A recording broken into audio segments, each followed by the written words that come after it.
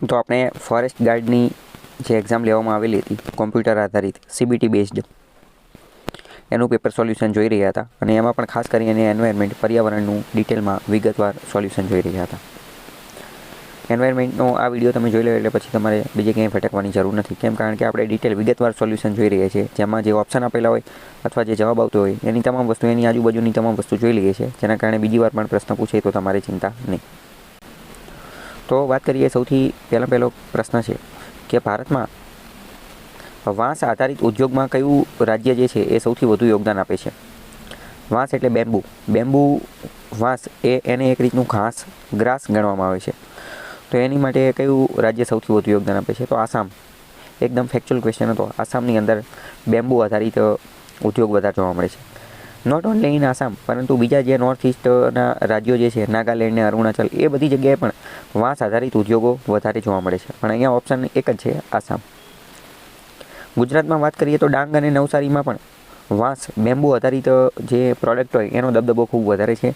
Bamboo આધારિત ઘણી બધી પ્રોડક્ટ બનાવવામાં આવતી હોય છે, જેમ કે વાટકા, ગ્લાસ, આવું બધું વાંસમાંથી બનાવવામાં આવતું હોય. રૂમાલ પણ વાંસમાંથી બનાવવામાં આવતા હોય છે, જેને એક રીતે એન્વાયરમેન્ટ ફ્રેન્ડલી પ્રોડક્ટ પણ ગણવામાં આવતું હોય છે અને એનું બહુ મોટું માર્કેટ છે. આની ઉપર મેન્સમાં પણ પ્રશ્ન પૂછાઈ ગયેલો છે. આગળનો બીજો ક્વેશ્ચન જોઈએ કે પર્યાવરણીય અસર ઓછી થાય તે રીતે બગાડ કે કચરો ઘટાડવાની જૂની સામગ્રીનો ફરી ઉપયોગ કરી નવી સામગ્રી બનાવવાની પ્રક્રિયાને શું કહે છે? એટલે કે કોઈ જૂની સામગ્રી છે એનો પુનઃ ઉપયોગ કરવાનો, ફરીથી ઉપયોગ કરવાનો, એટલે કે એક રીતે રિસાયકલિંગ પ્રકારની વસ્તુ કરવાની, પરંતુ એનો ઉપયોગ કરવાનો અને એમાં શું કરવાનું કે કચરો ઘટાડવાની અને પર્યાવરણીય અસર ઓછી થાય તે રીતે એ પ્રક્રિયાને શું કહેવામાં આવે? તો અહીંયા જો 2-3 વસ્તુ છે. પહેલાં લેન્ડ ફિલિંગનો મતલબ શું? લેન્ડ ફિલિંગનો મતલબ, લેન્ડ એટલે જમીન, ફિલિંગ એટલે ભરી દેવું. તો કચરો જે છે એને ખોદી અને જમીનમાં ભરી દીધું એને કહેવાય લેન્ડ ફિલિંગ. તો એ તો બહુ સારો રસ્તો છે નહીં, કારણ કે પ્લાસ્ટિક કે એ હશે તો એનું કોહવાટ થશે નહીં અને જમીન ખરાબ કરશે તો આ આવશે. કમ્પોસ્ટિંગનો મતલબ શું થાય? કમ્પોસ્ટિંગનો મતલબ થાય ખાતર બનાવવાની પ્રક્રિયા, એને કહેવાય કમ્પોસ્ટિંગ. ખાસ કરીને આ ઓર્ગેનિક વેસ્ટમાં કામ લાગે. જૈવિક કચરો હોય, જૈવિક કચરો એટલે કેવો? તો કે જેની અંદર જીવ રહેલો હોય એ, ખાસ કરીને વૃક્ષના પાંદડા, ડાળી, ફળ, ફૂલ, માનવ મળમૂત્ર અથવા માનવના જે અમુક શરીરના અંગોને બધું, તો આ બધાને જો જમીનની અંદર દાટી દઈએ તો થોડા દિવસ પછી એ ખાતર બની જાય, તો એને કમ્પોસ્ટિંગ કહેવામાં આવે. આ આખો પ્રશ્ન જે પૂછેલો છે કે પર્યાવરણીય અસર ઓછી થાય તે રીતે બગાડ કે કચરો ઘટાડવાની અને જૂની સામગ્રીનો ફરી ઉપયોગ કરી અને નવી સામગ્રી બનાવવાની પ્રક્રિયા જે છે એને રિસાયકલિંગ પણ કહી શકાય. પણ અહીંયા જવાબ જે છે એ અપસાયકલિંગ આપેલો છે. તો અપસાયકલિંગ એટલે શું છે એ આપણે સમજીએ. પહેલાં સમજો, રિસાયકલિંગની અંદર શું કરવામાં આવે? તો કે રિસાયકલિંગ જે હોય એની અંદર એ જે આખી પ્રોડક્ટ હોય એનો જે છે પુનઃ ઉપયોગ કરવામાં આવે, એ જૂની સામગ્રીનો ફરીથી ઉપયોગ કરો. જ્યારે અપસાયકલિંગમાં શું કરવામાં આવે? તો અપસાયકલિંગ જે છે એમાં કોઈ જૂની પ્રોડક્ટ જે છે ને એને અપગ્રેડ કરવામાં આવે, એને પહેલાં જેટલી હોય ને એની કરતાં થોડી વધારે મજબૂત અને થોડી વધારે ક્વોલિટીની બનાવવામાં આવે. ઇકોનોમીની અંદર એક શબ્દ આવે વેલ્યુ એડિશન. તમે આ વસ્તુ સાંભળેલી હશે. વેલ્યુ એડિશનના આધારે તમે વધારે સારી રીતે સમજી શકો. વેલ્યુ એડિશનનો મતલબ શું? એનો મતલબ એમ કે કોઈ પ્રોડક્ટ જે છે ને એની વેલ્યુ એમાં એડ કરવું, એની વેલ્યુ, એની કિંમત, એના મૂલ્યમાં વધારો કરો. તમને એવું લાગે એ કઈ રીતે થઈ શકે? તો ઓબ્વિયસ વસ્તુ છે. તમે વિચાર કરો કે એક બાજુ બટેકા છે અને એક બાજુ બટેકાની વેફર છે. કઈ વસ્તુ મોંઘી આવશે? 1 કિલો બટેકા લેવા જાઓ અને 1 કિલો બટેકાની વેફર લેવા જાઓ, શું મોંઘું આવશે? તો કે વેફર જે છે એ મોંઘી આવશે ને. સેમ આ વસ્તુ ટોમેટોની અંદર લઈ લો. ટામેટા, 1 કિલો ટામેટા છે અને 1 કિલો ટોમેટો કેચઅપ, ટામેટાનો સોસ છે. કઈ વસ્તુ મોંઘી આવશે? તો સોસ મોંઘો આવશે, ટામેટા સસ્તા આવશે. તો આ શું થયું? બટેકામાંથી બટેકાની વેફર બનાવવાની પ્રક્રિયા અને ટામેટામાંથી કેચઅપ બનાવવાની પ્રક્રિયા, આ આખી પ્રક્રિયાને વેલ્યુ એડિશન કહેવામાં આવે, કે આપણે એની વેલ્યુ, એની કિંમત, એના મૂલ્યમાં વધારો કરી દીધો. તો બસ આ અપસાયકલિંગ કંઈક એવી જ વસ્તુ છે કે અત્યારે જે પ્રોડક્ટ જે છે એને થોડી અપગ્રેડ કરી નાખવાની, એને થોડો સાજ શણગાર કરી નાખવાનો, ડેકોરેટ કરી નાખવાનું, એના મૂલ્યની અંદર વધારો કરી દેવાનો, એટલે કે અપસાયકલિંગ. એને શું કરી નાખવાનું? એને કહેવાય અપસાયકલિંગ. સેમ અપસાયકલિંગની જેમ બીજી વસ્તુ આવે ડાઉન સાયકલિંગ. ડાઉન સાયકલિંગની અંદર કેવું હોય? ડાઉન સાયકલિંગની અંદર એવું હોય કે કોઈ પ્રોડક્ટ છે એ ખરાબ થઈ ગઈ છે કે જૂની થઈ ગઈ છે, તો એક કામ કરો, એને રિસાયકલ કરી અને ફરીથી એમાંથી થોડી નીચી હલકી ક્વોલિટીની પ્રોડક્ટ બનાવી નાખો, એને કહેવાય ડાઉન સાયકલિંગ. ફોર એક્ઝામ્પલ સમજો, આ ખાસ કરીને ઈ વેસ્ટની એની અંદર આ ખૂબ વધારે ચર્ચામાં રહેતું હોય છે, ઈ વેસ્ટમાં એના. તો ઈ વેસ્ટ, ઇલેક્ટ્રોનિક વેસ્ટની આપણે વાત કરીએ તો એપલના ફોન તો કે બહુ સારા આવતા હોય. તો કે શા માટે? તો કે એપલનું પ્રોસેસર ને એ બધું બહુ સારું હોય, એની અંદરના પાર્ટ્સ ને એ બધું જે છે બહુ સારું હોય. તો હવે તમે વિચાર કરો, એપલના પાર્ટ્સ તો બહુ સારા હોય, પણ હવે એપલ ખરાબ થઈ ગયું તો એનું પ્રોસેસર અને એ બધું કાઢી નાખી, અને એમાંથી એકાદો બીજું હલકું પ્રોસેસર ધરાવતો બીજો નાનો ફોન તો બની શકે ને? તો કે આ બની શકે. તો એ વસ્તુને શું કહેવાય? એ વસ્તુને કહેવાય ડાઉન સાયકલિંગ. એટલે કે એના મૂલ્યમાં ઘટાડો કરવો. અને અપ સાયકલિંગ એટલે તો કે બીજો એકાદો સસ્તો મોબાઈલ હોય, એની અંદરનું પ્રોસેસર ને ડિસ્પ્લે ને એના હર્ટ્સ ને એ બધું કાઢ્યું, બરાબર, અને એમાં થોડો ઘણો વધારો કર્યો, ડેકોરેશન કર્યું, તો એને કહેવાય અપ સાયકલિંગ.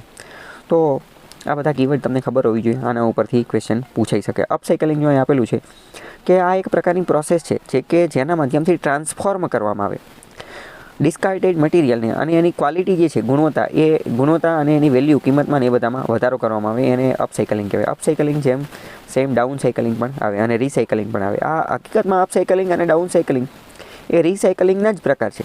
તો આની અંદર એક રીતે જોઈએ તો જવાબ બે આવી શકે, અપ સાયકલિંગ અને રીસાયકલિંગ. અમને હકીકતમાં રીસાયકલિંગ ઓપ્શન આપવો ન જોઈએ, આ તો એક્ઝામિનર કહેવાય તો ગમે એ કરી શકે, બરાબર.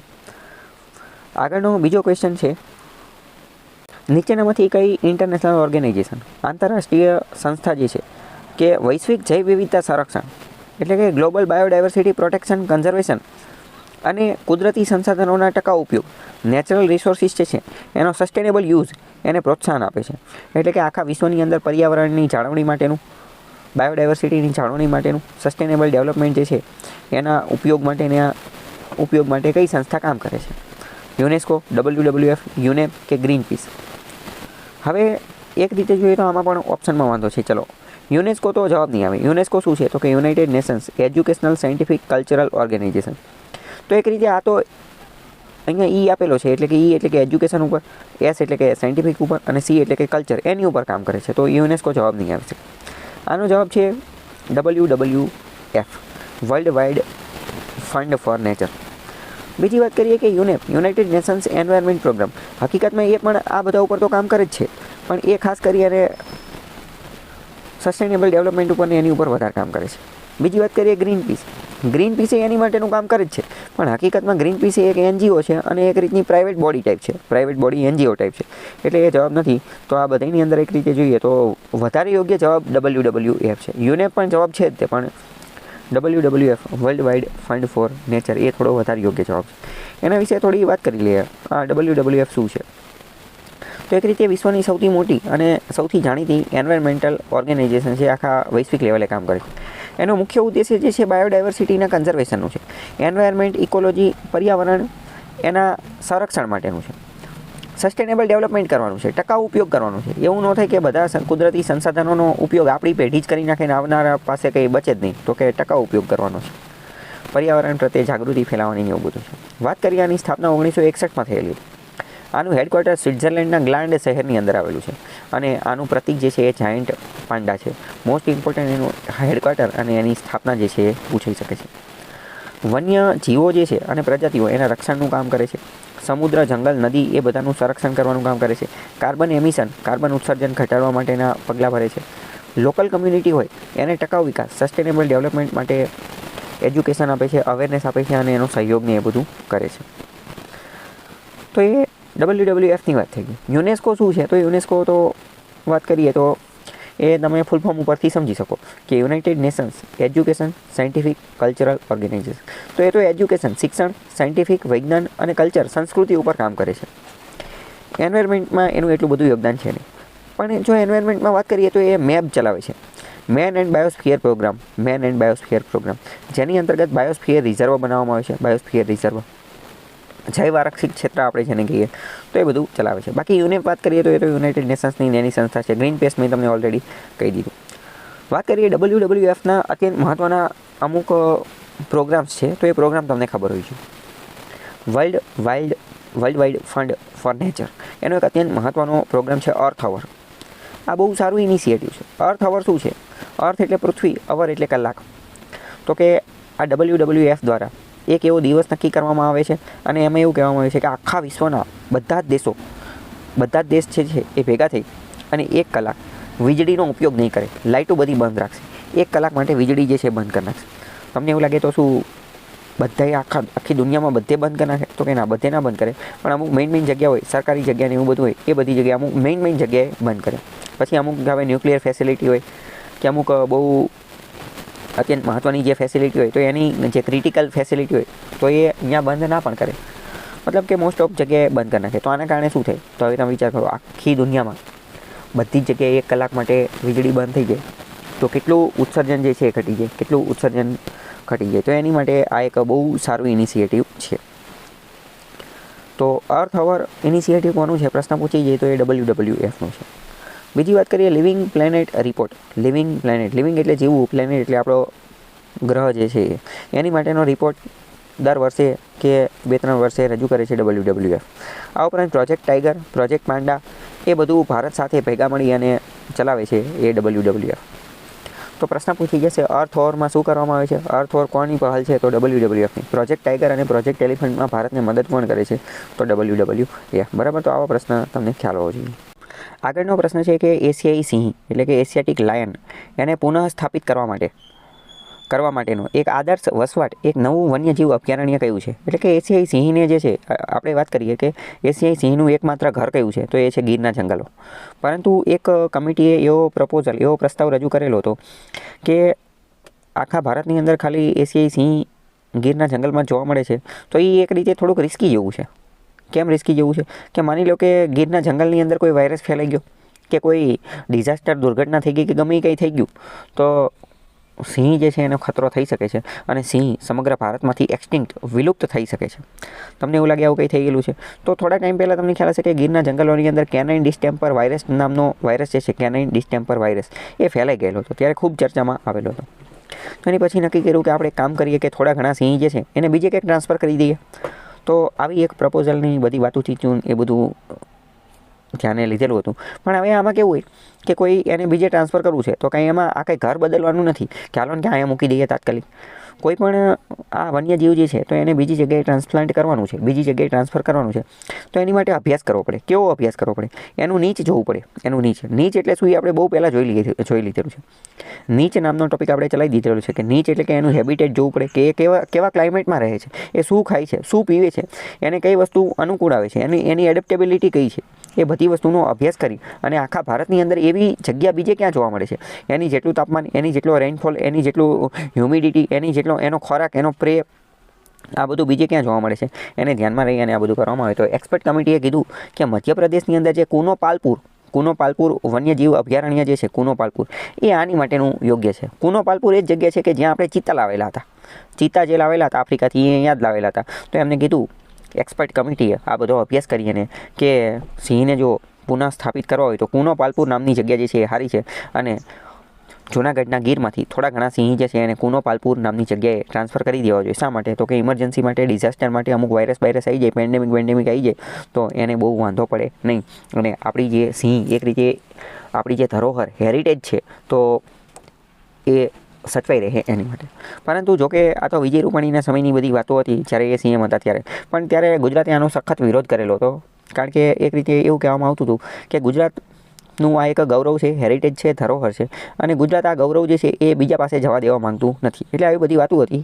બાકી જે હોય, અને હજી જોકે એવું કરેલું નથી, ટ્રાન્સફર કરેલા પણ નથી, પણ આ બધી વાતો હતી. પણ એની માટેનું જગ્યા કઈ હતી? તો એ કુનો પાલપુર મધ્યપ્રદેશની અંદર જે આવેલું છે એ અભયારણ્ય હતું અને એ જ જગ્યા છે કુનો પાલપુર કે જ્યાં ચિત્તા રાખવામાં આવેલા હતા. કુનો પાલપુર મેં તમને કીધું એ રીતે એ મધ્યપ્રદેશની અંદર આવેલું છે, બરાબર. અને આ ચિત્તા રાખવામાં આવેલા હતા. રીઇન્ટ્રોડક્શન ઓફ ચિત્તા. ચિત્તા ભારતમાંથી વિલુપ્ત થઈ ગયા હતા, એક્સટિંક્ટ, વિલુપ્ત થઈ ગયા હતા. પરંતુ પછી આપણે શું કર્યું? આફ્રિકાથી આપણે ચિત્તા મંગાવ્યા હતા અને એને પછી કુનો પાલપુરની અંદર રાખેલા હતા, બરાબર. બીજી આપણે થોડી ઘણી વાત કરીએ તો આ જે કુનો પાલપુર જે છે એ વિંધ્યાચલની પર્વતમાળાની આજુબાજુ આવેલું છે. તો આવો પણ પ્રશ્ન પૂછાઈ જતો હોય છે. વિંધ્યાચલની પર્વતમાળાની આજુબાજુ મધ્યપ્રદેશની અંદર આવેલું છે વિંધ્યાચલની જે વિસ્તાર જે છે અહીંયા. ભારતની અંદર વાત કરીએ તો ચિત્તા જે છે, ચિત્તા ભારતની અંદર 1952ની અંદર એક્સટિંક્ટ થઈ ગયા હતા, એટલે કે વિલુપ્ત થઈ ગયા હતા. પરંતુ 2022ની અંદર પ્રોજેક્ટ ચિત્તાની એની અંતર્ગત એને રીઇન્ટ્રોડક્શન એવું બધું કરવામાં આવેલું હતું. આફ્રિકાથી આપણે ચિત્તા ખરીદ્યા હતા, મંગાવ્યા હતા અને પછી એને અહીંયા રાખેલા હતા. અહીંયા જો એનો મેપને એવું બધું આપેલું છે. મધ્યપ્રદેશ, કુનો પાલપુર જે છે મધ્યપ્રદેશ અને રાજસ્થાનની બોર્ડર ઉપર આવેલું છે. અહીંયા નવરાદેહી નામનું એક બીજું સેન્ચુરી, અભયારણ્ય જે છે એ પણ જોવા મળે છે. બીજી વાત કરીએ તો આપણને એક રીતે ખબર પડી ગઈ કે ચિત્તા પહેલાં એક્સટિંક્ટ થઈ ગયા હતા, વિલુપ્ત થઈ ગયા હતા, પછી પાછા લાયા આફ્રિકાથી. તો આફ્રિકાથી લાયા તો પહેલાં એનું ઘર કયું હતું? સૌથી પહેલાં ક્યાં આવ્યા? તો કે સૌથી પહેલાં લાયા કુનોપાલપુર નામની જગ્યાએ, કુનોપાલપુર મધ્યપ્રદેશની. તો આ એનું પહેલું ઘર થઈ ગયું. પછી કુનોપાલપુરથી બીજું ઘર પણ એનું બન્યું હતું, બીજી જગ્યાએ ટ્રાન્સફર કરવામાં આવેલા હતા, એ હતા ગાંધીસાગર, એ મધ્યપ્રદેશની અંદર જ છે.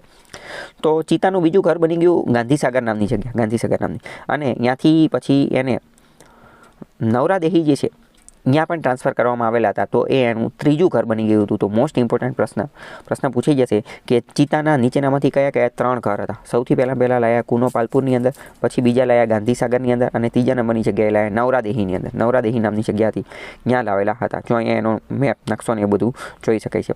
કુનોપાલપુર અને નવરાદેહી એ બધું છે હકીકતમાં મધ્યપ્રદેશની અંદર જ તે, બરાબર. અને આ ઉપરાંત આપણે વાત કરીએ તો આ એના 3 ઘર થઈ ગયા. અને ગુજરાતના કચ્છની અંદર બન્નીના ઘાસના મેદાનની અંદર પણ ચિત્તાને લાવવાની બધી વાતું જે છે એ ચાલી રહી હતી, બરાબર. તો અત્યારે મુખ્યત્વે એના ઓફિશિયલ 3 ઘર કયા કયા છે? તો એના ઓફિશિયલ 3 ઘર છે. પહેલા નંબરનું કયું? કુનોપાલપુર, બીજું કયું? ગાંધીસાગર, અને ત્રીજું નવરાદેહી. ત્રણેયના નામ તમને ખબર હોવી જોઈએ. આગળનો પ્રશ્ન છે કે ગુજરાતમાં કેટલા અભયારણ્ય છે અને કેટલા રાષ્ટ્રીય ઉદ્યાન છે? મોસ્ટ ઇમ્પોર્ટન્ટ પ્રશ્ન છે. ગુજરાતમાં અભયારણ્ય 23 જવાબ આપેલો છે અને રાષ્ટ્રીય ઉદ્યાન 4 જવાબ આપેલો છે.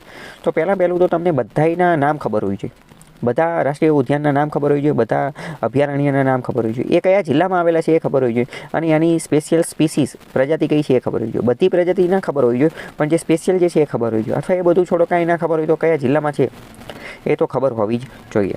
4 નેશનલ પાર્ક છે તો એ તો ખબર હોવી જ જોઈએ. તો ગુજરાતમાં 4 નેશનલ પાર્ક છે. પહેલો નેશનલ પાર્ક છે આપણે જામનગરની અંદર મરીન નેશનલ પાર્ક. જામનગરની અંદર મરીન નેશનલ પાર્ક જે ગલ્ફ ઓફ કચ્છનો અખાત જે છે અહીંયા આવેલો છે. અને આ મરીન નેશનલ પાર્ક એક રીતે ઇન્ડિયાનો પ્રથમ, ભારતનો પ્રથમ નેશનલ મરીન પાર્ક છે. મરીન દરિયાઈ પાર્કની વાત કરીએ તો એવો ભારતનો પ્રથમ હોય તો એ મરીન નેશનલ પાર્ક જામનગરની આવેલો છે. તો એ પહેલો નેશનલ પાર્ક છે. બીજા નંબરની વાત કરીએ ગીર ફોરેસ્ટ જૂનાગઢ અમરેલીના વિસ્તારની અંદર જે આવેલો છે, બરાબર. તો એ ગીર નેશનલ પાર્ક જે સિંહ માટે જાણીતો છે. પછી આવેલો છે ભાવનગરની અંદર વેળાવદરની અંદર બ્લેકબક નેશનલ પાર્ક. ભાવનગરની અંદર વેળાવદરમાં બ્લેકબક નેશનલ પાર્ક એ કોની માટે જાણીતો છે? તો એ કાળિયાર માટે જાણીતો છે, કાળિયાર માટે. અને પછી આવેલો છે નવસારીની અંદર વાંસદા નેશનલ પાર્ક. તો આ 4 નેશનલ પાર્ક, 4 નેશનલ પાર્ક તમને મુંહ જબાની યાદ હોવા જોઈએ, મોઢે યાદ હોવા જોઈએ. બધી સેન્ચુરી પણ ખબર હોવી જોઈએ, કયા જિલ્લામાં આવેલા છે એ બધું ખબર હોવી જોઈએ. આ નકશાના આધારે પણ ખબર હોવી જોઈએ. આ ભારતનો નકશો છે, ભારતમાં ગુજરાત પશ્ચિમ તરફ આવેલું છે. બધું તમને ખ્યાલ હોવું જોઈએ. જો અહીંયા બધું આપેલું છે. ગીર નેશનલ પાર્ક જૂનાગઢ, સોમનાથ, અમરેલીની આજુબાજુમાં જોવા મળે છે. Asiatic lion. સિંહનું તમને વૈજ્ઞાનિક નામ પણ ખબર હોવી જોઈએ. તો કે પેન્થેરા લિયોપર્સિયા, પેન્થોરા લિયોપાર્સિકા આ એનું નામ છે, બરાબર. આ ઉપરાંત વાત કરીએ તો ગીરના જંગલની અંદર સિંહ ઉપરાંત ચિત્તલ, નીલગાય, હાયના એક શિયાળ જેવું પ્રાણી આવે, મગર, આ બધું પણ જોવા મળે છે. આ ઉપરાંત આપણે મરીન નેશનલ પાર્કની વાત કરીએ તો મેં તમને કીધું જામનગરમાં આવેલો છે, ગલ્ફ ઓફ કચ્છના અખાતમાં આવેલો છે. આની ઉપર ઓલરેડી આપણે 1-2 વિડીયો બનાવેલા છે. અને આ ભારતનો પ્રથમ, India's first marine national park છે, ભારતનો પ્રથમ નામ. એ કોની માટે ખાસ જાણીતો છે? તો કે કોરલ રીફ માટે, પરવાળાના ખડકો માટે. કોરલ રીફ ઉપર ઓલરેડી 2-3 વિડીયો બનાવેલા છે, જોઈ લેજો. એમાંથી પ્રશ્ન પૂછાઈ જશે, કારણ કે એ પોલિપ્સ અને ઝૂઝેન્થિલી વચ્ચે સિમ્બાયોટિક રિલેશન દર્શાવે છે. સિમ્બાયોટિક રિલેશન ઉપર ઓલરેડી ક્વેશ્ચન પૂછાઈ ગયેલો છે. મ્યુચ્યુઅલિઝમ, સહજીવન, સહસંબંધ દર્શાવે છે. આ બધું શું છે એ બધા ટોપિક ઓલરેડી ચલાવી દીધેલા છે, એ જોઈ લેજો. આ ઉપરાંત ત્યાં સી એનોમોનસ, સી ક્યુક્યુમ્બર્સ, ઓક્ટોપસ, ડોલ્ફિન અને સી ટર્ટલ્સ જોવા મળે છે. દરિયાઈ કાચબા. સી ક્યુક્યુમ્બર્સ વાળો પ્રશ્ન પૂછાઈ ગયેલો છે ઓલરેડી. મેંગ્રુવ્સ પ્રજાતિ માટે પણ એ જાણીતું છે. ભારતનો પહેલો મરીન નેશનલ પાર્ક છે. 42 ટાપુઓનો વિસ્તાર છે. અને આની અંદર સૌથી મોટો અને સૌથી જાણીતો ટાપુ હોય જામનગરના મરીન નેશનલ પાર્કનો સૌથી જાણીતો ફેમસ ટાપુ હોય તો એ છે પિરોટન ટાપુ. પિરોટન ટાપુ પ્રશ્ન પૂછી જશે, પિરોટન ટાપુ ક્યાં આવેલો છે? તો એ મરીન નેશનલ પાર્કની અંદર, જામનગરની અંદર, કચ્છના અખાતની અંદર જ આવેલો છે. બ્લેકબક નેશનલ પાર્ક કાળિયાર માટે ભાવનગરની અંદર, વેળાવદરની અંદર આવેલો છે. બ્લેકબક એક રીતનું એન્ટીલોપ એટલે કે હરણ પ્રકારનું પ્રાણી જે છે કહી શકાય છે. અહીંયા બીજું નીલગાય, ઇન્ડિયન વુલ્ફ, જેકલ, હેરિયર, આ બધા હેરિયર બર્ડ્સ છે એ માઇગ્રેટરી બર્ડ્સ છે, યાયાવર પક્ષી છે. તો આ બધું પણ અહીંયા જોવા મળે છે. નીલગાય ને વુલ્ફ એટલે વરુ, એ બધું જોવા મળે છે. વેળાવદર નેશનલ પાર્કની વાત કરીએ તો એ સવાના ગ્રાસલેન્ડ પ્રકારની ઇકોસિસ્ટમ ધરાવે છે. એટલે કે અહીંયા ઘાસના મેદાનો જોવા મળે છે. કેવા? સવાના પ્રકારના. સવાના ઘાસના મેદાનો કયા? તો કે જે ટ્રોપિકલ એરિયાની અંદર જોવા મળે એ. બાકી આ બધું આપણે ડિટેલમાં ગ્રાસલેન્ડના ચેપ્ટર્સની અંદર સમજી ગયા છીએ. એ વિડીયો જોઈ લેજો એટલે ખ્યાલ આવી જાય ગ્રાસલેન્ડ શું છે, કઈ રીતે વર્ક કરે ને એ બધું ડિટેલમાં ચલાવી દીધેલું છે. આપણે વાત કરીએ વેળાવદર નેશનલ પાર્ક, તો વેળાવદર નેશનલ પાર્કની એક ખાસિયત એ પણ છે કે ભારતમાં એકમાત્ર ગ્રાસલેન્ડ ઇકોસિસ્ટમ ધરાવતો નેશનલ પાર્ક હોય ને કે જ્યાં હેરિયર બર્ડ્સ ને એ બધું આવતું હોય અને વર્લ્ડનું હોટસ્પોટ ધરાવતું હોય તો એ છે વેળાવદર નેશનલ પાર્ક, ભાવનગરની અંદર આવેલો છે. ગ્રાસલેન્ડ ઇકોસિસ્ટમ ધરાવતો નેશનલ પાર્ક અને હેરિયર બર્ડ્સ ને એ બધું જોવા મળે છે. વાંસદા નેશનલ પાર્ક નવસારીમાં આવેલો છે, ડાંગની બોર્ડર ઉપર સાઉથ ગુજરાતની અંદર આવેલો છે. અહીંયા લેઓપાર્ડ, ચિત્તા, લેઓપાર્ડ, દીપડા એવું બધું જોવા મળે છે. રસ્ટી સ્પોટેડ કેટ ને જાયન્ટ સ્ક્વિરલ જોવા મળે છે. જાયન્ટ સ્ક્વિરલ ઉપર ક્વેશ્ચન પૂછાઈ ગયો. પાયથન, મલબાર ટ્રોગોન ને આ બધું જોવા મળે છે. અને અહીંયા અમુક વાર આજે સહ્યાદ્રી પ્રકારનું ભેજવાળું જંગલ જોવા મળે છે. અહીંયા રેઇન ફોરેસ્ટ, વરસાદી જંગલો પણ જોવા મળે છે. અમુક વિસ્તારની અંદર એવરગ્રીન ફોરેસ્ટ, બારમાસી જંગલો પણ જોવા મળે છે. પશ્ચિમ ઘાટની જેવું જ પશ્ચિમ ઘાટનો જે ભાગ છે એક રીતે, એટલે બાયોડાયવર્સિટી હોટસ્પોટ ને એવું બધું જોવા મળે છે. તો એક રીતે ગુજરાત વિશે એવું કહેવા માંગે છે કે અહીંયા આપણે 4 નેશનલ પાર્ક છે, જેમાં ગીરની અંદર સિંહ આવી જાય છે, બ્લેક બક વેળાવદરમાં આવી જાય છે, મરીન નેશનલ પાર્ક આવી જાય છે, વેસ્ટર્ન ઘાટનો આવી જાય છે. એટલે કે ઘણી બધી ઇકોસિસ્ટમનો સમન્વય ગુજરાતમાં જોવા મળે છે. તો આ બધું તમને ખબર હોવી જોઈએ. ચલો, આગળનો પ્રશ્ન છે કે જળ પ્રદૂષક જૈવ વિઘટનીય કાર્બનિક પદાર્થ ખાલી જગ્યા દ્વારા રજૂ થાય છે. બરાબર, આ બધી વસ્તુ છે. પણ હવે આ આખો ટોપિક સમજતા પહેલાં તમારે 2-3 ટોપિક જે છે એ સમજવા પડે. એ બધા ટોપિક સમજ્યા પછી તમને આ આખો કોન્સેપ્ટ ક્લિયર થઈ જશે અને એના આધારે આપણે ફરીથી અહીંયા આવીશું. સૌથી પહેલો કોન્સેપ્ટ શું છે એ સમજીએ. સૌથી પહેલાં તમે સમજો કે ડીઓ એટલે કે ડિઝોલ્ડ ઓક્સિજન. ડિઝોલ્ડ ઓક્સિજન એટલે કે ડીઓનો મતલબ શું? ડિઝોલ્ડ એટલે કે ઓગળેલો, પાણીમાં ઓગળેલો ઓક્સિજન. ચલો, અહીંયા આપણે વાત કરીએ કે પાણીની અંદર જે જળચર પ્રાણીઓ રહેતા હોય, પાણીની અંદર, વોટરની અંદર, માછલી કે કરચલા કે અન્ય કોઈ પણ જળચર પ્રાણીઓ, એ બધા શ્વાસમાં કયો વાયુ લેતા હશે? તો બહુ પહેલાં આપણે વિડીયોની અંદર બધાની અંદર વાત થયેલી છે કે શ્વાસમાં તો કોઈ પણ હોય એ ઓક્સિજન જ લેતા હોય, O2. શ્વાસની અંદર, શ્વાસની અંદર કોઈ પણ સજીવ ઓક્સિજનનો જ ઉપયોગ કરે, બીજા કોઈનો ઉપયોગ કરે નહીં. તો જળચર પ્રાણીઓ પણ ઓક્સિજનનો જ ઉપયોગ કરતા છે. તો એ લોકો, જળચર પ્રાણીઓ, water animals, water organisms, aquatic organism, એ ઓક્સિજન ક્યાંથી લાવતા હશે? તો એ ઓક્સિજન લાવતા હોય પાણીની અંદર જે ઓક્સિજન ઓગળેલો હોય ને, પાણીની અંદર પણ ઓક્સિજન ઓગળેલો હોય, પાણીની અંદર ડિઝોલ્ડ ઓક્સિજન આપણે જેનો કહીએ, એનો ઉપયોગ કરતા હોય. તો આટલું તમને ખ્યાલ આવી જશે. બીજી વસ્તુ, પણ અમુક એવા પ્રાણીઓ હોય, જળચર પ્રાણીઓ તે કે જે માછલી ના હોય, ફિશ ના હોય, એક્વેટિક એનિમલ્સ ના હોય. અને એ એક્વેટિક એનિમલ્સ ના હોય એટલે પાણીની અંદર જે ડિઝોલ્ડ ઓક્સિજન, ઓગળેલો ઓક્સિજન હોય ને, એ ન લઈ શકે. કેમ? કારણ કે એ મેમલ હોય, સસ્તન પ્રાણીઓ હોય, મનુષ્ય જેવો હોય. તો એવું છે કોઈ? તો કે ડોલ્ફિન ને, વહેલ ને આ બધા છે ને, અને એટલે તમે જોયેલું હશે કે એ લોકો આ ડિઝોલ્ડ ઓક્સિજન, ઓગળેલો ઓક્સિજન ના લઈ શકે. અને ઓગળેલો ઓક્સિજન ના લઈ શકે એટલે વારંવાર શ્વાસ લેવા માટે ઉપર આવતા હશે. તમે જોયેલું હશે કે ડોલ્ફિન ઉપર આવતી હોય, પાણીની બહાર આવતી હોય, શાર્ક, વહેલ આ બધા પાણીની ઉપર આવતા હોય. કેમ? કારણ કે એક રીતે જોઈએ તો એ ફિશ છે જ નહીં, they are not fish. તો એ શું છે? they are mammals, સસ્તન પ્રાણીઓ છે, મનુષ્ય જેવા સ્તન ધરાવતા પ્રાણીઓ છે, બચ્ચાને જન્મ આપે છે. બરાબર, તો આ બધી વાતો થઈ ગઈ. ઇન શોર્ટ, સૌથી પહેલો કોન્સેપ્ટ આપણે શું સમજ્યા? Dissolved oxygen. પાણીની અંદર ઓક્સિજન ઓગળેલો હોય અને આ ઓગળેલા ઓક્સિજનનો શ્વાસમાં ઉપયોગ કરે દરેક પ્રકારના જળચર પ્રાણીઓ, એક્વેટિક એનિમલ્સ. તો હવે આ લોકો જેટલા પણ પ્રાણીઓ હશે, જળચર પ્રાણીઓ, એ શ્વાસ લેવામાં ઓક્સિજનનો ઉપયોગ કરશે. તો એ કેટલા ઓક્સિજનનો ઉપયોગ કરશે? એ કેટલા ઓક્સિજનની ડિમાન્ડ કરશે? એને કહેવાય BOD એટલે કે બાયોલોજિકલ ઓક્સિજન ડિમાન્ડ. તો કે બાયોલોજિકલ ઓક્સિજન ડિમાન્ડ એટલે શું? તો એને તમે એવી રીતે સમજી શકો કે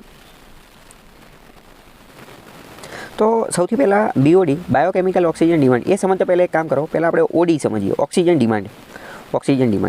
તો હવે તમને એ તો ખબર પડી ગઈ કે જળચર પ્રાણીઓ જે છે એ પાણીમાં ઓગળેલા ઓક્સિજનનો ઉપયોગ કરે છે. તો હવે માની લો કે અત્યારે પાણીની અંદર, વોટરની અંદર 10 સજીવો રહે છે, 10 માછલી રહે છે. તો એ અમુક પ્રકારના ઓક્સિજનનો ઉપયોગ કરશે શ્વાસ લેવામાં. એટલે કે એ ડિમાન્ડ કરશે, માંગણી કરશે, ઓક્સિજનની ડિમાન્ડ કરશે. આ ડિઝોલ્ડ ઓક્સિજન, ઓગળેલો ઓક્સિજન જે છે લેશે. હવે માની લો કે આ 10 સજીવ જે છે, 10 માછલી, એની બદલે 20 માછલી થઈ ગઈ. 10માંથી 20 માછલી થઈ ગઈ. તો હવે પહેલાં ઓક્સિજનની જેટલી ડિમાન્ડ હતી એટલી રહેશે કે વધારે રહેશે? પહેલાં એમને જેટલો શ્વાસોશ્વાસની અંદર જેટલો ઓક્સિજન જોતો હતો એટલો ને એટલો જોશે કે વધારે જોશે? કારણ કે તમે વિચાર કરો કે પાણી જે છે, પાણીની અંદર જે ડિઝોલ્ડ ઓક્સિજન, ઓગળેલો ઓક્સિજન જે છે એ તો મર્યાદિત માત્રામાં જ છે ને. એ તો કંઈ થોડો ઓટોમેટિક વધી જશે, એ તો કંઈ ઓટોમેટિક વધવાનું નથી. આ 10 માછલીમાંથી 20 માછલી થઈ તો શું એનાથી કંઈ આ ઓગળેલો ઓક્સિજન જે છે એમાં કંઈ વધારો ઘટાડો થવાનો છે? તો કે એ તો એટલો ને એટલો રહેવાનો છે. તો હવે તમે વિચાર કરો કે 10 માછલીને જીવવા માટે પહેલાં જેટલો ઓક્સિજન જોતો હતો અને હવે 20 માછલીને જેટલો જીવવા માટે ઓક્સિજન જોશે, તો શું એમાં વધારો થશે કે ઘટાડો થશે? તો ઓબ્વિયસ વાત છે કે પહેલાં 10 માછલીની જેટલી ઓક્સિજનની ડિમાન્ડ હતી એની કરતાં 20 માછલીની ઓક્સિજનની ડિમાન્ડ વધુ હશે, એની માંગ વધારે હશે, એની માંગ વધારે હશે. તો આપણે પહેલાં શું એવું કહી શકીએ કે જો દરિયાઈ જીવસૃષ્ટિની અંદર સજીવોની અંદર વધારો થાય, સજીવોની સંખ્યામાં વધારો થાય, સજીવોની સંખ્યામાં વધારો થાય તો ડિઝોલ્વડ ઓક્સિજન, ઓગળેલો ઓક્સિજન, એની ડિમાન્ડ, એની માંગમાં વધારો થાય, એની માંગણીમાં વધારો થાય. તો ઓબ્વિયસ છે આ વધારો થવાનો જ છે ને. આને આપણે ઓલા એક્ઝામ્પલ સાથે પણ સમજી શકીએ કે એક કોઠારની અંદર 100 સૈનિકોને ચાલી શકે તેટલું ભોજન, 30 દિવસ ચાલી શકે તેટલું ભોજન છે, તો બીજા 50 નવા સૈનિકો આવે તો કેટલા દિવસ ભોજન ચાલશે? તો આ એની જેવી જ વસ્તુ છે ને. ઓક્સિજન એ પણ મર્યાદિત માત્રામાં છે. જેમ જેમ સજીવો વધતા જશે તો શું થશે? એની ડિમાન્ડ વધતી જશે. તો આ તમને ખ્યાલ આવી ગયો, બરાબર. હવે બીજી વસ્તુ આપણે સમજીએ. તમે એક વસ્તુ નોટ કરેલી છે, આપણે ડિકમ્પોઝિશન, ડિકમ્પોઝર્સ, ડેટ્રીવર્સ, આ બધા ટોપિક સમજી ગયા છીએ. મતલબ કે વિઘટન કરવાની પ્રક્રિયા ચાલતી હોય. 2 સાયકલ હોય, એક જીવતા લોકોની સાયકલ અને એક મરી ગયા લોકોની સાયકલ. મરી ગયેલા લોકોની જે સાયકલ ચાલુ થાય એને આપણે શું કહીએ? ડિકમ્પોઝર્સ અથવા ડેટ્રીવર્સ, વિઘટન કરતાઓની બધા. તો હવે આ જે પણ બેક્ટેરિયા ને આ બધા લોકો રહ્યા એ બોડીને કોહવાવાનું ને એ બધાનું કામ કરે, એનું વિઘટન કરવાનું ને એ બધાનું કામ કરે. વિઘટન કરવાનું કામ કઈ રીતે કરે? તો કે એ જે બોડી જે છે એને ડિકમ્પોઝ કરી નાખે, એનું ખવાણ કરી નાખે, કોહવી નાખે અને એની પાછી માટીમાં ભેળવી દે. તો આ પ્રક્રિયાની અંદર પણ ઓક્સિજનનો ઉપયોગ થાય. આ પ્રક્રિયા, આ કાર્ય કરવા માટે પણ ઉર્જાની જરૂર પડશે, તો એને પણ ઓક્સિજનની જરૂર પડશે. તો એને પણ ઓક્સિજનની જે છે એ જરૂર પડશે. તો દરિયાની અંદર પણ સેમ આ જ વસ્તુ થશે કે કોઈ ડેડ બોડી છે, ડેડ બોડી, એને ડિકમ્પોઝ કરવા માટે, એનું વિઘટન કરવા માટે દરિયાની અંદર કે કોઈ પણ જગ્યાએ એનું વિઘટન કરવા માટે જે ઓક્સિજનની જરૂર પડે એને કહેવાય બાયોકેમિકલ ઓક્સિજન ડિમાન્ડ. એને કહેવાય BOD. જેમ કે જો અહીંયા લખેલું છે BOD એટલે કે બાયોકેમિકલ ઓક્સિજન ડિમાન્ડ, જૈવિક ઓક્સિજનની માંગ. એ માપ છે કે પાણીમાં રહેલા જૈવ વિઘટનીય કાર્બનિક પદાર્થો, પાણીની અંદર જે કાર્બનિક પદાર્થો રહેલા છે, પાણીની અંદર કાર્બનિક પદાર્થો, એનું વિઘટન કરવા માટે સૂક્ષ્મજીવોને, કયા સૂક્ષ્મજીવો? તો કે બેક્ટેરિયા ને લીલ ને એ બધાને કેટલા ઓક્સિજનની જરૂર પડે છે? કેટલા ઓક્સિજનની જરૂર પડે છે? ઇન શોર્ટ, પાણીની અંદર જે કાર્બનિક પદાર્થો એટલે કે એબાયોટિક પદાર્થો અથવા કાર્બન ધરાવતા પદાર્થો, એનું વિઘટન કરવાનું છે. એનું વિઘટન કોણ કરશે? તો કે બેક્ટેરિયા અને માઇક્રોબ્સ, જે નાના સૂક્ષ્મજીવો હોય એ. તો એને વિઘટન કરવા માટે કેટલા ઓક્સિજનની જરૂર પડે? એ ઓક્સિજનને BOD એટલે કે બાયોકેમિકલ ઓક્સિજન ડિમાન્ડ કહેવાય. આને તમે એવી રીતે યાદ રાખી શકો કારણ કે જે એ અકાર્બનિક પદાર્થો જે છે, અકાર્બનિક પદાર્થો, એનું વિઘટન કરશે તો એમાં કેમિકલ પ્રોસેસ થશે, રાસાયણિક પ્રક્રિયા થશે. તો એટલે તો બાયોકેમિકલ, અહીંયા વર્ડ છે ને કેમિકલ. અને આ પ્રક્રિયા કોણ કરશે? તો કે બેક્ટેરિયા ને એ બધા માઇક્રોબ્સ, એ સજીવો છે એટલે બાયોકેમિકલ ઓક્સિજન ડિમાન્ડ. અને આમાં ઓક્સિજનની જરૂર પડશે એટલે બાયોકેમિકલ ઓક્સિજન ડિમાન્ડ. તો BODનો કોન્સેપ્ટ પહેલાં તમારા મગજમાં ફિટ થઈ જવો જોઈએ. સૌથી પહેલાં આપણે શું સમજ્યા? DO, dissolved oxygen. પછી આપણે સમજ્યા OD, ઓક્સિજન ડિમાન્ડ. અને હવે આપણે સમજીએ છીએ બાયોકેમિકલ ઓક્સિજન ડિમાન્ડ. ફરીથી સમજી લઈએ. બાયોકેમિકલ ઓક્સિજન ડિમાન્ડનો મતલબ એ કે પાણીની અંદર જે કોઈ પણ અકાર્બનિક પદાર્થ એનું વિઘટન કરવા માટે કેટલા ઓક્સિજનની જરૂર પડે છે? જેટલા ઓક્સિજનની જરૂર પડે એને કહેવાય biochemical oxygen demand. For example, દરિયાના પાણીની અંદર કોઈ અકાર્બનિક પદાર્થ, એનું વિઘટન કરવા માટે 10 કિલો ઓક્સિજનની જરૂર પડે છે, 10 કિલો. તો આ 10 કિલો ઓક્સિજન એ શું થઈ ગયો? Biochemical oxygen demand. તો BODનો કોન્સેપ્ટ તમને ખબર પડી જવી જોઈએ. હવે આ જે BOD જે છે ને એ પાણીમાં એક રીતે જૈવિક પ્રદૂષણનું માપક છે. જૈવિક પ્રદૂષણ પાણીમાં કેટલું છે ને એ આના BODના આધારે માપવામાં આવે. તમને એવું લાગે એ કઈ રીતે માપવામાં આવે? તો એ આપણે થોડું સમજીએ કે એને કઈ રીતે લેવા દેવા છે. તો આપણે સમજીએ કે જ્યારે પાણીમાં ખોરાકના અવશેષ, પશુમળ, છોડના વિઘટન જેવા કાર્બનિક પદાર્થો મળે છે. તો જો હવે જ્યારે પાણીની અંદર આ બધું ભેગું થાય, ખોરાકના અવશેષ, પશુમળ અને છોડના વિઘટન, આ બધા કેવા પદાર્થો હશે? આ બધા કાર્બનિક પદાર્થો હશે. આ બધા કેવા હશે? કાર્બનિક પદાર્થો. આ બધા જે કાર્બનિક પદાર્થો જે છે એનું વિઘટન કરવું પડશે. તો આનું વિઘટન કોણ કરશે? તો કે બેક્ટેરિયા અને ફૂગ કરશે. અને બેક્ટેરિયા અને ફૂગ આ બધા કાર્બનિક પદાર્થોનું જ્યારે વિઘટન કરશે ત્યારે એમને એનર્જીની જરૂર પડશે, ઓક્સિજનની જરૂર પડશે. અને એને જેટલી ઓક્સિજનની જરૂર પડશે એને તો BOD કહેવામાં આવશે ને. બાયોકેમિકલ ઓક્સિજન ડિમાન્ડ એટલી જ કહેવામાં આવશે. હવે તમે વિચારીને કહો, જો પાણીની અંદર આ બધો કચરો એટલે કે ખોરાકના અવશેષ, પશુમળ અને છોડના વિઘટન આ બધાની માત્રા વધી ગઈ તો બીઓડીનું પ્રમાણ વધશે કે ઘટશે? તો ઓબ્વિયસ છે કે બીઓડીનું પ્રમાણ વધશે ને. કેમ? કારણ કે પહેલાં ફોર એક્ઝામ્પલ ચલો આપણે છોડના પાંદડાની વાત કરીએ. પહેલાં 10 છોડના પાંદડા હતા, તો પહેલાં ખાલી 10 છોડના પાંદડાનું વિઘટન કરવાનું હતું, તો એની માટે એટલો ઓક્સિજન જોતો. પરંતુ હવે છોડના પાંદડા વધી ગયા, 20 થઈ ગયા, 50 થઈ ગયા, તો હવે એની માટે જે બીઓડી બાયોકેમિકલ ઓક્સિજન ડિમાન્ડ જે છે એમાં વધારો થશે, કારણ કે આ બધા વધી ગયા છે એટલે. તો હવે તમને ખ્યાલ આવ્યો કે જો બીઓડી વધે છે, બાયોકેમિકલ ઓક્સિજન ડિમાન્ડ વધે છે, તો આપણને ખબર પડી જાય કે હકીકતમાં શું થઈ રહ્યું છે કે પ્રદૂષણ વધી રહ્યું છે. પાણીની અંદર આ અવશેષને, પશુમળને, છોડના વિજ્ઞાનને આ બધી પ્રક્રિયા વધી રહી છે. જેટલો વધુ જૈવિક કચરો હશે એટલો વધુ ઓક્સિજનનો વપરાશ થશે, અને જેટલો વધુ ઓક્સિજનનો વપરાશ થશે એટલો વધુ બીઓડી જે છે જરૂર પડશે. તો આપણે એવું કહી શકીએ કે જેટલો વધારે બીઓડી હશે એટલું વધુ પ્રદૂષણ, એટલું વધુ પોલ્યુશન જે છે જોવા મળશે. અને જો બીઓડી ઓછો છે, બાયોકેમિકલ ઓક્સિજન ડિમાન્ડ ઓછું છે, એનો મતલબ એમ કે શુદ્ધ પાણી એટલું વધારે શુદ્ધ પાણી છે. તમને એવું લાગે એવું કઈ રીતે? તો આપણે સમજી ગયા ને. કારણ કે બાયોકેમિકલ ઓક્સિજન ડિમાન્ડની જરૂર ક્યારે પડે? જ્યારે કચરો સાફ કરવાનો છે, જ્યારે એનું વિઘટન કરવાનું છે ત્યારે. તો જેમ વધુ કચરો આવતો જશે એમ બીઓડીનું પ્રમાણ વધતું જશે. એમ બીઓડી એટલે કે એની માંગ જે છે એ વધતી જશે. જો કચરો ઓછો હશે તો બીઓડીની ડિમાન્ડ ઓછી રહેશે. તો આના આધારે તમને હવે બીઓડી ખબર પડી ગઈ કે બીઓડીના આધારે આખી વસ્તુ ખ્યાલ આવે. જેમ કે વાત કરીએ કે પાણીની અંદર એક બેક્ટેરિયા આવે, ઇકોલાઈ નામના બેક્ટેરિયા હોય ને, એ પાણીની અંદર જે કોઈ પણ ફિકલ સ્લજ હોય, ફિકલ સ્લજ એટલે શું? ફિકલ સ્લજને ગુજરાતીમાં કહેવાય મળમૂત્ર, જે છાણ ને એ બધું હોય ને, મળમૂત્ર, એને કહેવાય ફિકલ સ્લજ. આ ફિકલ સ્લજ જે છે એ એક રીતે શું છે? પ્રદૂષણ છે. તો આ પ્રદૂષણને જો એનું વિઘટન કરવું હોય તો એનું વિઘટન કરવાનું કામ કરે ઇકોલાઈ નામના બેક્ટેરિયા.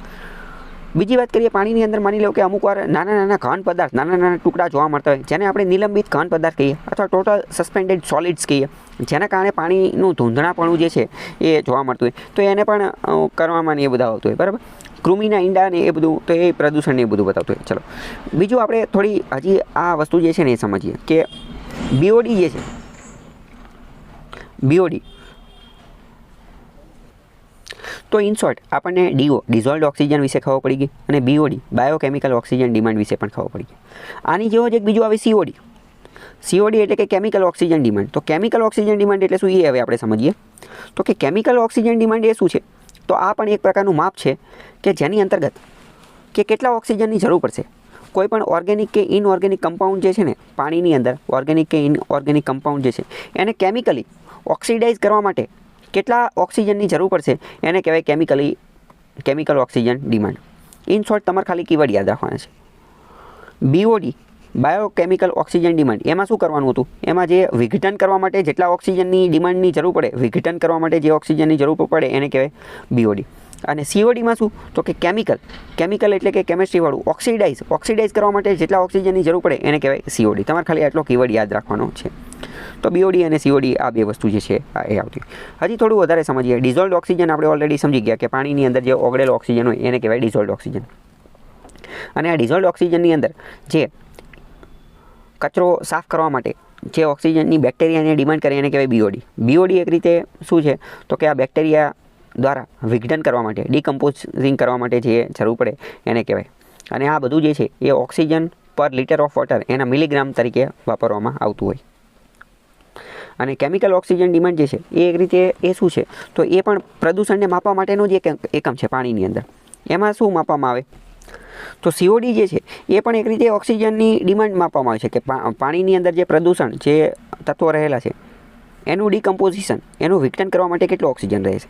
પણ મોસ્ટ ઇમ્પોર્ટન્ટ શું છે કે સીઓડી રહ્યો ને એ બંનેને ધ્યાને લે. સીઓડી એટલે કે બાયોડિગ્રેડેબલ અને નોન બાયોડિગ્રેડેબલ. બાયોડિગ્રેડેબલ એટલે કે જૈવિક અને અજૈવિક, એવી રીતે સમજી શકો. જૈવિક અને અજૈવિક બંને પદાર્થોના વિઘટન માટે કેટલો ઓક્સિજન જોઈશે એ માપવામાં આવે સીઓડી વડે.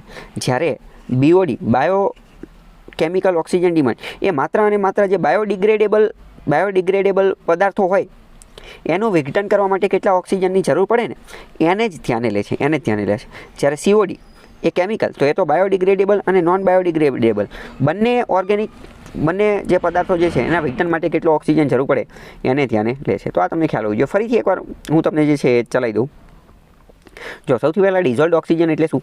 તો કે પાણીમાં ઓગળેલો oxygen. BOD biochemical oxygen demand એટલે શું? તો કે પાણીની અંદર જેટલા પણ કાર્બનિક પદાર્થો ઓગળેલા હોય, કાર્બનિક પદાર્થો કયા હોઈ શકે? તો કે મળમૂત્ર હોઈ શકે, ફિકલ સ્લજ હોઈ શકે, વૃક્ષના પાંદડા કે એવું કંઈક હોઈ શકે, અથવા કાર્બનિક કોઈ પણ વસ્તુ હોઈ શકે.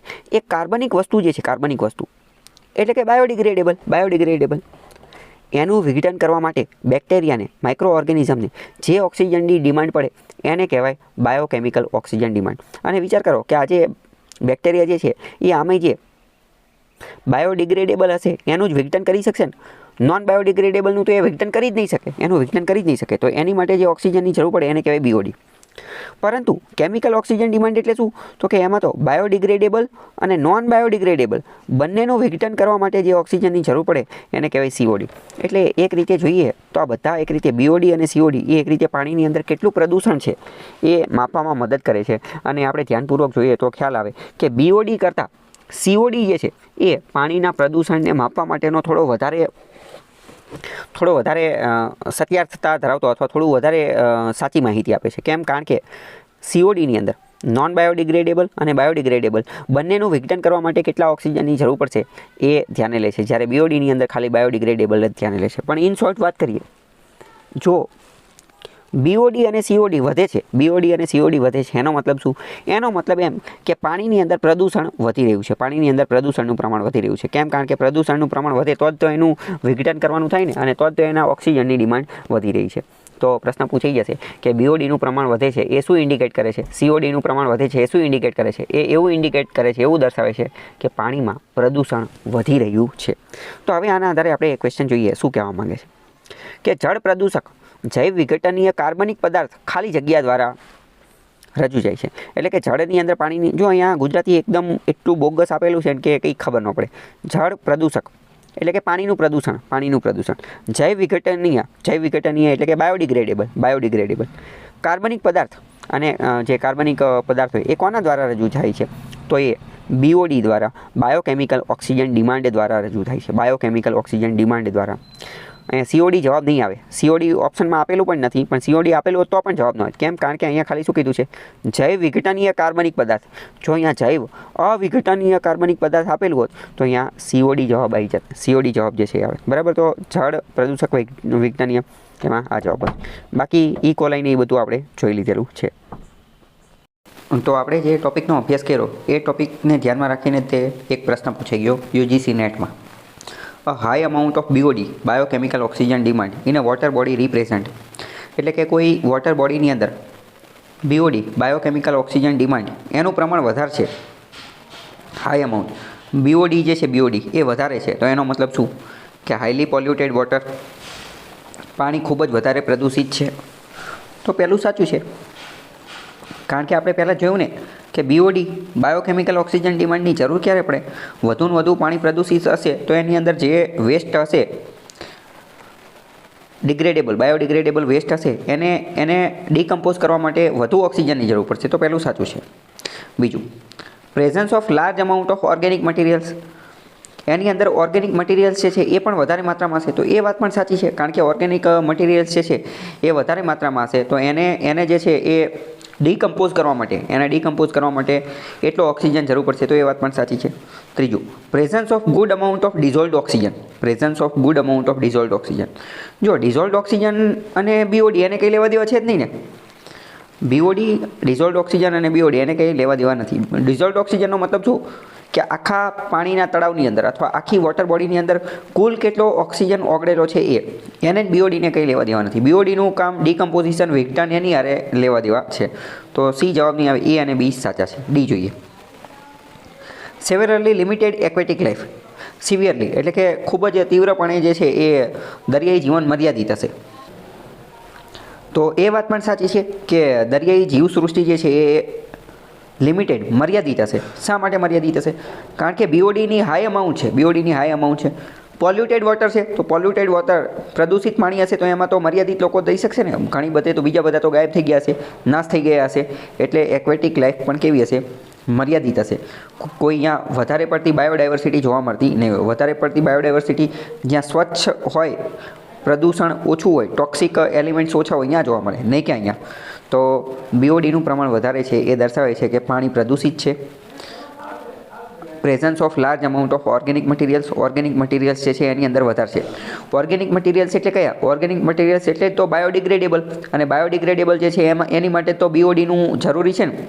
જો અહીંયા ઓર્ગેનિકની બદલે ઇનઓર્ગેનિક શબ્દ આપેલો હોત, ઇનઓર્ગેનિક મટીરિયલ્સ, તો આ વિધાન ખોટું પડે. કેમ? કારણ કે ઇનઓર્ગેનિક મટીરિયલ્સ હોય તો એની માટે તો સીઓડીની જરૂર પડે. અહીંયા બીઓડીની વાત છે, બરાબર. તો આ રીડ બિટવીન ધ લાઇન અને આનું જે કન્ફ્યુઝન જે છે દૂર કરવું પડે. ત્રીજું, ડિઝોલ્વ ઓક્સિજન કેટલી માત્રામાં છે તો એને કંઈ લેવા દેવા છે નહીં, અને ડી પણ સાચું છે. જો બધું અહીંયા એનો જવાબ પણ આપેલો છે અને એ બધી વસ્તુ સમજાવેલી પણ છે. તો આપણે થોડું સમજવાની કોશિશ કરીએ કે બાયોકેમિકલ ઓક્સિજન ડિમાન્ડ એ ઓક્સિજન બેક્ટેરિયા અને માઇક્રો ઓર્ગેનિઝમને ઇન શોર્ટ ડીકમ્પોઝિશન માટે જરૂર પડે એ. બાકી બધું લખેલું છે, તમે વાંચી શકો છો. ઓલરેડી મેં તમને આખો ટોપિક ચલાવી દીધેલો છે.